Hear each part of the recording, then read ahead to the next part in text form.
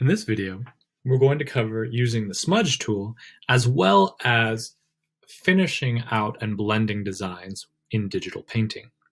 So, when you're smudging something, what you always want to make sure is that you're working on the right layer, and then you want to have something that you're going to smudge. So, I am on a blank layer, and I am going to smudge this the color black. So I got my paintbrush. I'm going to set out a thing that I want to smudge. The Smudge tool is located down here. Sometimes it's attached to other tools, sometimes the blur tool or the sponge tool. But the Smudge tool looks like a finger, and it's meant for smudging things. Now, it comes in a variety of different ways.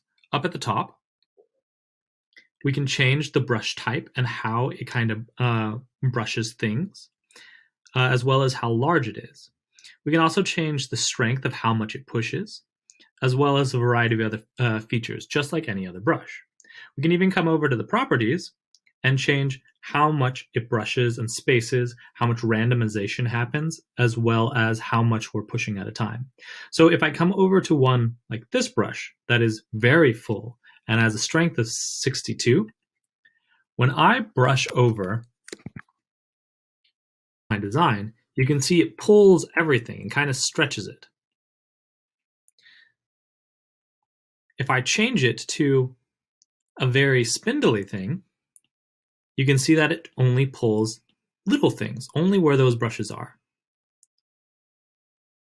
I can also change a variety of other things, such as the scattering and the randomness of where those tips are.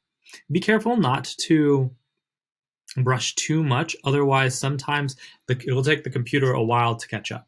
So sometimes choosing one that does not have a full touch, bringing the strength down to like maybe, I'm going to say 11.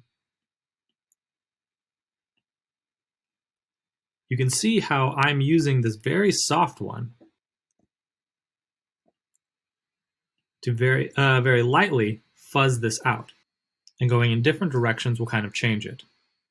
Now there's a variety of other brushes that you can use. Right now we're on the regular brush settings, but in your preset library, sometimes there's things like the wet brush media. And you can kind of see that over on the side, it kind of says what they are. And this one is a paintbrush. This one is a smudge tool because we can see that it has a little finger thing.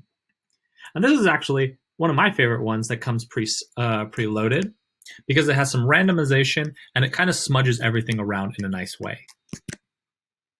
So you can see that this is blending really smoothly between multiple parts. And right now it's blending at 100%, so it's making really drastic changes. But I could bring the strength down a lot lower, we'll say like 15%. I can make it even larger, and you can see that this feels a lot smoother. So depending on the effect that you want and how much you want it to blend out, you want to affect the strength as well as what kind of head the brush has.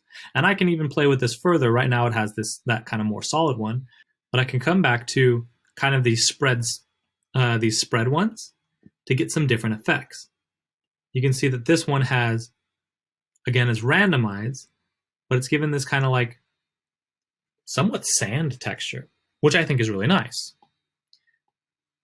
So if I'm working on this image here and I want to blend it, what I can do is I hop over to my blending tool.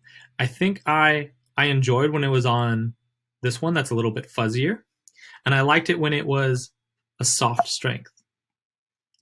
And when I turn on my reference picture, up at the top, we're going to try to get it a little bit more like that. So then I'm going to try to smudge it a little bit, going a little bit between the edges. Don't just smudge it all over. And be careful, you want to keep your sharp edges sharp, so the side of the apple is not blended at all because it's just one sharp edge.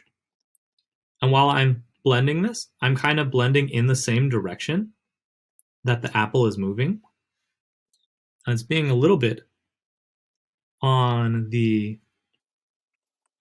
light side of it, so I bumped up the strength of how much it blends.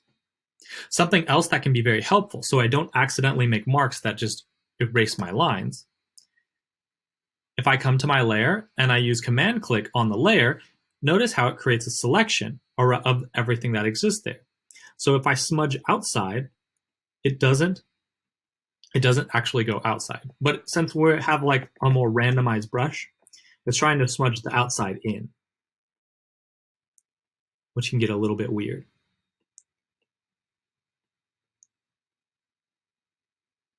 So I'm going to speed up the video so you don't have to watch me fuss with these so much.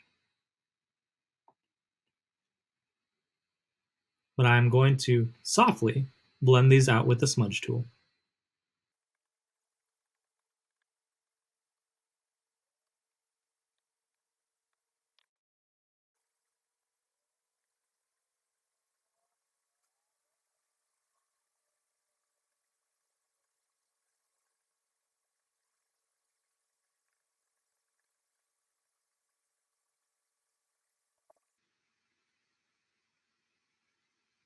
So there you go. I've got a relatively cleanly smudged out apple. And you can see that it didn't just smudge over all of it. I kept some areas sharp, like the stem, because that needed to have the really rough texture. And I lost some detail over on the side where there's like a reflected area, as well as some of the little rougher patches of texture over the apple. So I'd have to go back in, add in some new layers, and paint in some of those with a cleaner brush, and then maybe I'd go back in a lot closer and smudge and blend in some accurate areas. But it's always about a back and forth. So go forth and use your smudge brush as best as you can to make your images look realistic and beautiful.